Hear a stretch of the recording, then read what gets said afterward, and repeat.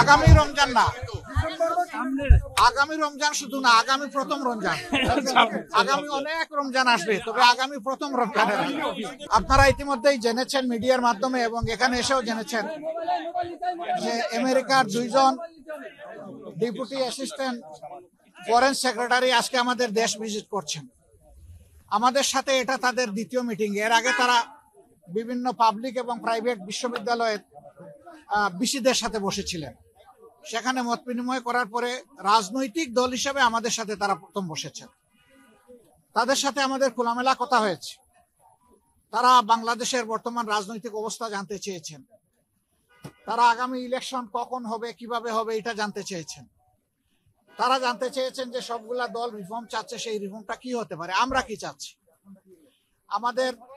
আমরা যদি আগামীতে দেশের দায়িত্ব পাই তাহলে আমাদের ইকোনমিক পলিসি এবং ফরেন রিলেশনটা কেমন হবে। তারা রিজিওনাল বিভিন্ন বিষয়ে, আঞ্চলিক বিষয়গুলো আমাদের কাছ থেকে জানতে চেয়েছেন। আমরা এই সমস্ত বিষয়ে তাদের সাথে খোলামেলা কথা বলেছি। তারা মাইনরিটি ইস্যু নিয়ে কথা বলেছেন। তারা এখানে ওমেন্সদের রাইটস নিয়ে কথা বলেছেন। তারা লেবার রাইটস নিয়ে কথা বলেছেন।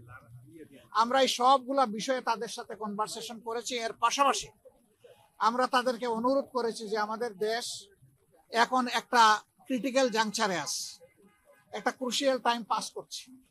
এই সময় আমেরিকার পক্ষ থেকে 37% যে ট্যারিফ ইম্পোজ করা হয়েছে, এটা যেন তারা পুনর্বিবেচনা করে। এবং আমরা অনুরোধ করেছি আমাদের এই অনুরোধ তারা যেন পৌঁছে দেয়। আমরা জানি ইতিমধ্যে আমাদের সরকারের পক্ষ থেকে একই অনুরোধ ফরমাল চিঠির মাধ্যমে জানানো হয়েছে। আমরা আশা করি যে তারা এইটুকু উপলব্ধি করে আমাদেরকে সহযোগিতা করবেন। এবং আমরা কমিটমেন্ট বলেছি যে অলরেডি আমরা ডেমোক্রেটিক নর্মসের উপরে কমিটমেন্ট। আমরা আমাদের দলের ভিতরে গণতন্ত্র চর্চা করি এবং আমরা একই গণতন্ত্রের চর্চা করতে চাই। এর জন্য আমাদের যা করণীয় তাই আমরা করব।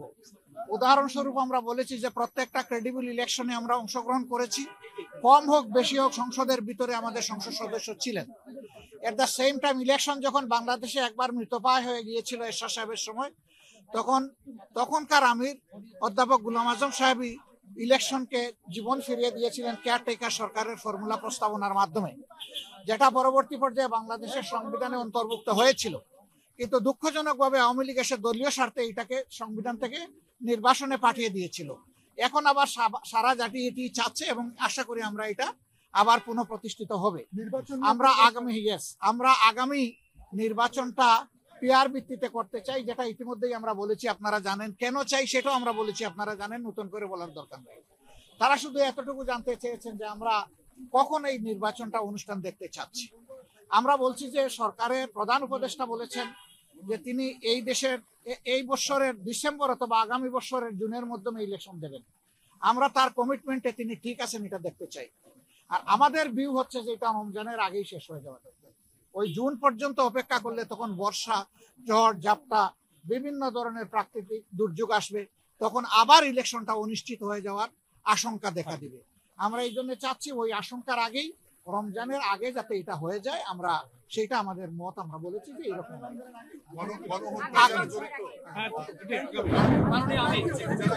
আগামী রমজান না, আগামী রমজান শুধু না, আগামী প্রথম রমজান। আগামী অনেক রমজান আসবে, তবে আগামী প্রথম রমজানের